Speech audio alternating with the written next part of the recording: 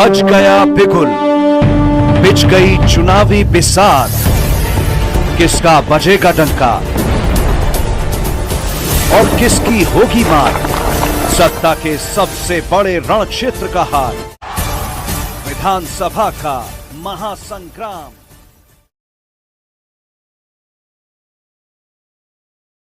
दक्षिण रायपुर से भारतीय जनता पार्टी प्रत्याशी बृजमोहन अग्रवाल जी हमारे समक्ष है। सर, हम आपसे ये जानना चाहेंगे कि चुनावी रण संग्राम शुरू हो चुका है, आपके क्या मुद्दे हैं विकास के जो आप जनता के समक्ष जा रहे हैं? देखिए, पूरे छत्तीसगढ़ में यहाँ की जनता कराह रही है भूपेश बघेल सरकार के भ्रष्टाचार से, अन्याय से, अत्याचार से, माफिया राज से।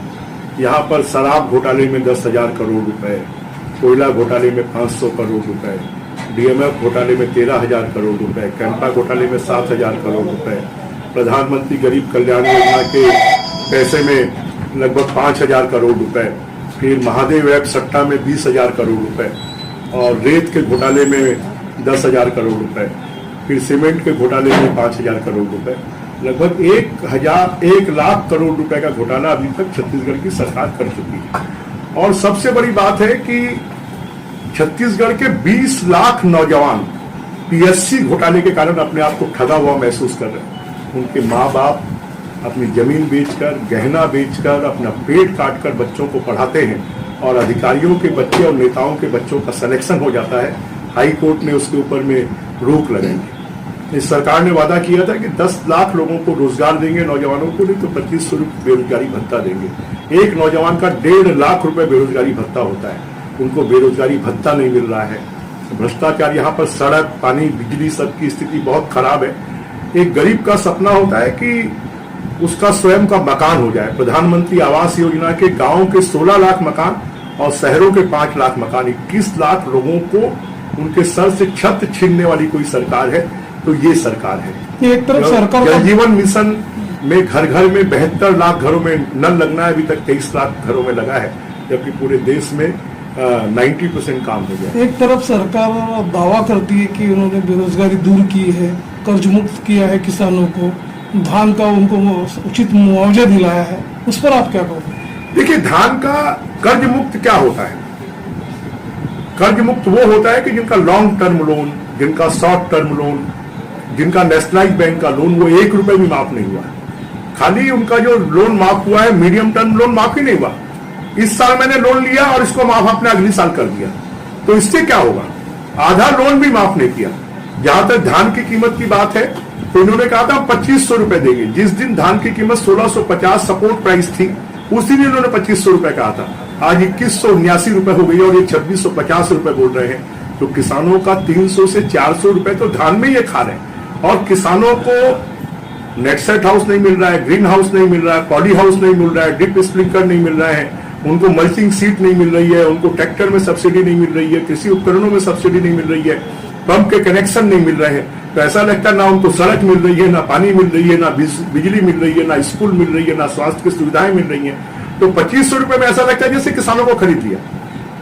छत्तीसगढ़ में 90% पॉपुलेशन गांव में रहती है, उनको सड़क भी चाहिए, उनको पानी भी चाहिए, उनको बिजली भी चाहिए, कुछ भी नहीं मिल रहा है। और इसलिए छत्तीसगढ़ का किसान, जब से आचार संहिता लगी है, तो जो इनकी ढोंग था, इनकी जो पूरी पब्लिसिटी थी जिसके आधार पर ये वोट लेने की कोशिश करते थे, अब जनता को समझ में आ गया और जनता वोकल हो गई है कि इस सरकार ने खाली ठगा है और लूटा है। और छत्तीसगढ़िया के पैसे को लूट कर इन्होंने सोनिया गांधी, राहुल गांधी और प्रियंका गांधी तक पहुंचाया है। छत्तीसगढ़ के विकास में इन्होंने कोई खर्च नहीं किया है। सर, किसानों को कंपोस्ट खत की मिट्टी देने के लिए भी घोटाला हुआ है, ऐसा आपने आरोप लगाया था, क्या है? देखिए, जैसा मैंने कहा कि 13,000 करोड़ रुपए इन्होंने गौठान के नाम पर घोटाला किया है। इन्होंने 2 रुपए में गोबर खरीद कर और उसमें मिट्टी मिलाकर 10 रुपए में किसानों को बेच रहे हैं, और किसान इसका विरोध कर रहे हैं। तो हर किसान को कंपलसरी कर दिया है कि 1 क्विंटल आपको खरीदना ही पड़ेगा, 1,000 रुपए की खाद आपको खरीदना ही पड़ेगा। अगर आप नहीं खरीदेंगे तो बाकी खाद आपको नहीं मिलेगी। तो ये भी लगभग 10,000 करोड़ रुपए का घोटाला है कि किसानों को गोबर में मिट्टी मिलाकर, कंकड़ मिलाकर और खरीदने के लिए मजबूर किया जाता है। कांग्रेस का ये कहना है कि आने वाले अभी ये चुनाव में भी पूरे प्रत्याशी चुनकर आएंगे और सरकार भी कांग्रेस की होगी, इस बारे में क्या कहेंगे? देखिए, कांग्रेस तो अब जाने वाली है। अभी आप सर्वे देख रहे होंगे, उस सर्वे में भी आ गया है कि लगभग बीजेपी और कांग्रेस बराबरी तक पहुंच गए। अगर 70 सीट वाली कांग्रेस अब बीजेपी बराबरी तक पहुंच गई है तो आने वाले चुनाव तक इनके सभी घोटाले उजागर होंगे। बीजेपी के नेता गांव-गांव में जाएंगे, इस सरकार को बेआबरू करेंगे और भारतीय जनता पार्टी को जिताने का आह्वान करेंगे और जनता बीजेपी को कमल फूल को खिलाएगी। एक तरफ कांग्रेस वादा कर रही है, दावा कर रही है कांग्रेस की ये जो अपना प्रतिपक्ष है लीडर, ये जो भारतीय जनता पार्टी है, पोस्टर वार का सहारा ले रही, सोशल मीडिया का सहारा ले रही, भ्रामक प्रचार कर रही, उस बारे में आप क्या कहेंगे? हम पोस्टर वार नहीं करेंगे तो क्या घर में बैठेंगे? हम अपना पब्लिसिटी नहीं करेंगे तो क्या घर में बैठेंगे? कांग्रेस ने तो पिछले 4.5 सालों में लगभग 10,000 करोड़ रुपए खाली पब्लिसिटी में खर्च किया। बीजेपी का तो शासन नहीं था। अब बीजेपी जब 2 महीने से पब्लिसिटी में आई है, मैदान में आई है, तो कांग्रेस घबरा गई है। आरोप प्रत्यारोप का दौर शुरू है।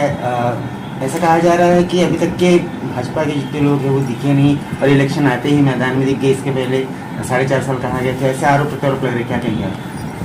देखिए, बीजेपी ने कांग्रेस के सभी घोटालों को, इनके माफिया राज को जनता के बीच में उजागर किया है और अब जनता मानने लगी है कि बीजेपी जो कहती थी वो सही है।